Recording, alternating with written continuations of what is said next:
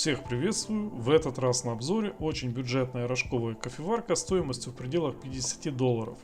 И в этом видео я покажу, что вы получаете за эти 50 баксов, где набрали китайцы, сравним ее с DeLonghi и Saika и насколько отвратительно она может готовить кофе. Наш аппарат называется Kronberg CB1560. Звучит мощно, надежно, где-то даже по-королевски. Если глянуть на ее характеристики, то цифры тоже порадуют, а конкретно заявлено, что аппарат дает целых 20 бар давления и имеет аж 1200 Вт мощности, что говорит о быстром нагреве и хорошей термостабильности. Но при всем этом ценник как за игрушку. Будем разбирать и разбираться, что с ней не так. Что мы имеем за такую цену снаружи? Корпус пластиковый, пластик грубоватый и матовый, но это, кстати, плюс, ибо глянец очень маркий и на нем сразу будут видны потертости, что сразу же портит вид. Хоть аппарат из очень бюджетной ниши, но он не лишен элементов из благородных металлов, вроде нержавейки и алюминия, чего нету в младшей DeLonghi ECP и EC, и также младшая Saika Poemia лишена любых металлических накладок, но при этом ценник у них гораздо выше. Бак для воды тут на 1,8 литра, пластик имеет легкий запах и хлипковат, но зато его легко мыть,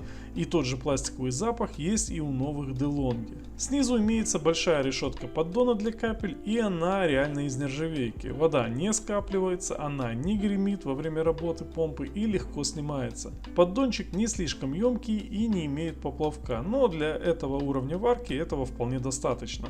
А что порадовало, так это наличие большой ребристой платформы из нержавейки для хранения чашек сверху аппарата. Это то, чего не хватает той же DeLonghi ECP, большинству EC и у ECI она мелкая и пластиковая. Пусть это не дизайнерский изыск, но как от пользователя я ставлю плюс, ибо тут можно хранить и чашки, и аксессуары типа темпера и питчера. Платформа больше для хранения, чем для прогрева, так как греется она косвенно от бойлера, и чтобы она достаточно прогрелась, нужно какое-то время. Лицевая часть также пластик, но очень схож на металл. Ребристая форма смотрится неплохо и не собирает следы от мокрых пальцев. А вот секция с кнопками тут из металла и смотрится гармонично. Управление тут традиционное на 3 механических кнопках с фиксацией. Никаких плат и электроники тут нету. Сами кнопочки выполнены красиво, поверх пластика имеется алюминиевая накладка, что добавляет эстетики. Единственный минус это то, что при нажатом положении они слабо утапливаются и незаметно нажата она или нет, но это дело привычки. Индикация тут выполнена на 2 светодиодах, что типично и для DeLonghi Saika. Теперь о трубке пара и ручке регулятора пара. Ручка пластиковая, без каких-либо резиновых вставок, немного люфтит, но имеет ощутимые выступы и ее удобно ухватить и крутить даже мокрой рукой. В противовес, например, у дорогой Lelit Kate регулятор выглядит просто ужасно и пользоваться ним неудобно.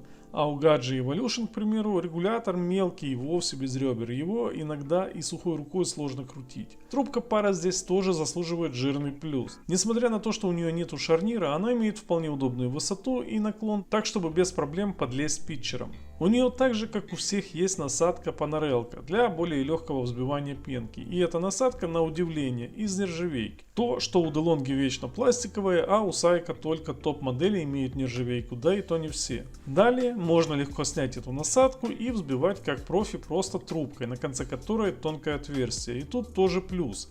И вдобавок замечу, что тут есть и резиновое ушко, за которое можно вращать горячий стимер. И сделано оно лучше, чем даже в дорогой Bugatti Diva, в которой оно неудобное, мелкое и вечно куда-то девается. Короче, тут дешевый китаец имеет не одно более рациональное решение, нежели опытные именитые итальянцы. Что касается группы, то тут тоже весьма неплохая ситуация. Группа тут типичная для китайцев под трехушковый рожок на 51 мм, но сделана она тут из металла, точнее такого сплава, как и бойлер.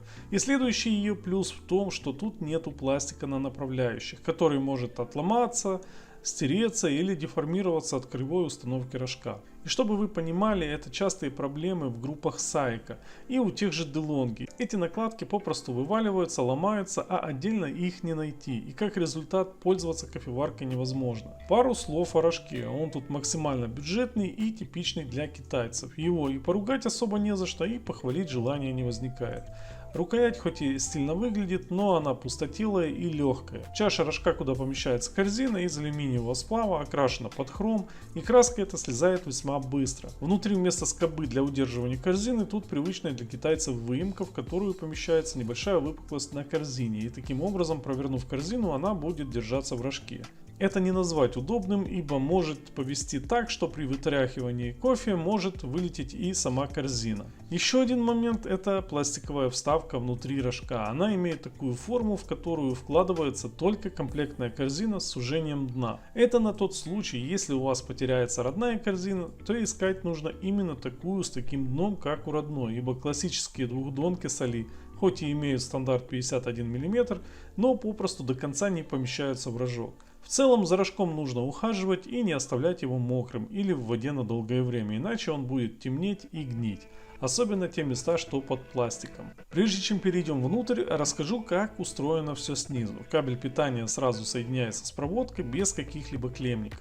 Помпу я не вынимал специально для съемки, и максимум видеть ее можно именно снизу. Она тут китайская, по типу ульки, термозащиты не имеет. На наклейке указано, что она имеет мощность 58 Вт и выдает максимум 20 бар. Еще бы отметил разъем для бака с водой. Он вполне тут нормально закреплен, двумя шурупами, не люфтит и нормально держится. Ну а теперь глянем, что тут с внутрянкой за эту цену. Сразу видно, что места тут больше, чем того требуется, и начинка выглядит простоватой. Никакой электроники тут нету, все управление на 3 механических кнопках с фиксацией. Но проработав пару месяцев, кнопка выключения успела отойти, и я ее уже даже заменил. Остальные пока работают. Возможно, это был брак, а может и такое качество кнопок, но даже в таком случае замена кнопки выйдет очень дешево. Такие кнопки легко найти, и стоят они копейки.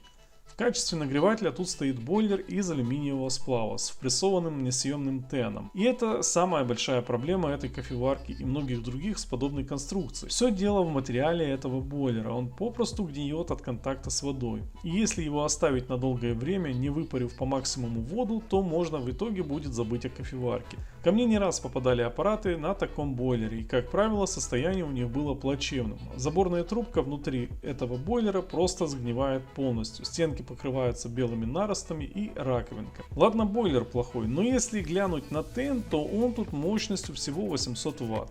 А если глянуть на наклейку, то китайцы написали, что мощность аппарата целых 1200 Вт. Тут, естественно, они наврали. Суммарно мы получаем только 858 Вт. Это тен плюс 58 Вт помпы. А это на треть меньше заявленного, что для бюджетного китайца в принципе не удивительно. Температуру тут контролируют два механических термостата, что естественно, ибо ставить сюда электронный контроль за такие деньги никто не будет.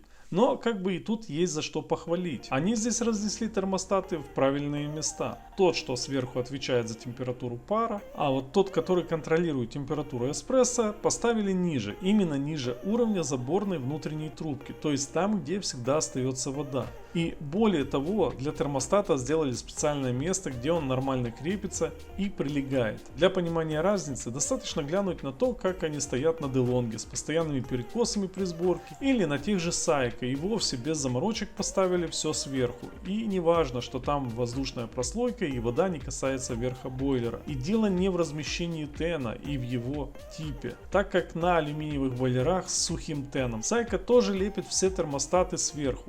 Одно удивило, что китайцы, учитывая бюджетность и то, что это явно не повлияет на результат, не поленились разместить термостаты правильно. Это, конечно, вроде бы плюс, но лучше бы, наверное, качество материалов было лучше. Забор пара делается вверху бойлера, что правильно, и тефлоновой трубкой подается на вентиль. Вентиль тут точно не латунный, а из того же салумина. С вентиля пар тоже тефлоновой трубкой подается на стимер. Единственный плюс — это то, что трубка крепится скобами и ее легко заменить, если будет протекать. Следующий приятный момент — это наличие предохранительного клапана. Он тут типично пластиковый, но вполне нормальный и исправно работает. Я проверял на заглушенной корзине. И я бы сказал, что это в принципе удивительно то, что его сюда поставили, так как в многих китайцах подороже их нету и не всегда в брендовых аппаратах встречаются. Более того, такие клапаны ходят долго и получше, чем клапаны в рожках DeLonghi. Поэтому за этот момент однозначный плюс. Что можно в итоге сказать о начинке? Это то, что собрана она хорошо, аккуратно, разбирается аппарат тоже легко, ремонтопригодность хорошая, пока бойлер живой. Каких-то явных косяков нету, но это больше не заслуга, а следствие примитивной конструкции, которая использовалась итальянцами еще 20-30 лет назад и сейчас в принципе используется. Да, бойлерные кофеварки сейчас считаются морально устаревшими против термоблочных, но это не значит, что на них невозможно приготовить то же, что и на термоблочных, особенно учитывая, что готовят они в большинстве не эспрессо, а крема-кофе. И если термоблочка сделает это быстрее и может быть удобнее, то с бойлерной придется подождать. Паром много не взбить, да и чистить от накипи нужно чем чаще, тем лучше. А если учитывать, что такие бойлерники стоят каких-то $50, то их можно менять каждые пару лет, не задумываясь о ремонтах и запчастях. Мое мнение такое, эта бюджетная варка может подойти под определенные цели и ситуации, но точно не в роли аппарата для правильного эспрессо и тем более на долгие годы. Ее главный минус – это материал бойлера, он неустойчив к воде и может быть небезопасным для здоровья.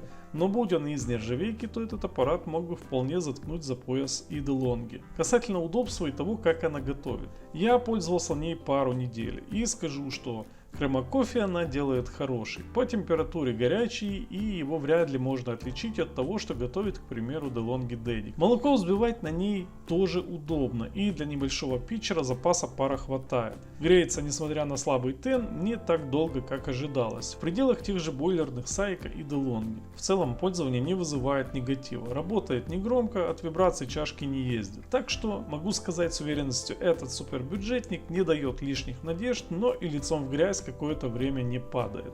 На этом у меня все. До встречи в новых видео. Не забывайте подписываться на канал и ставить лайки. Всем пока!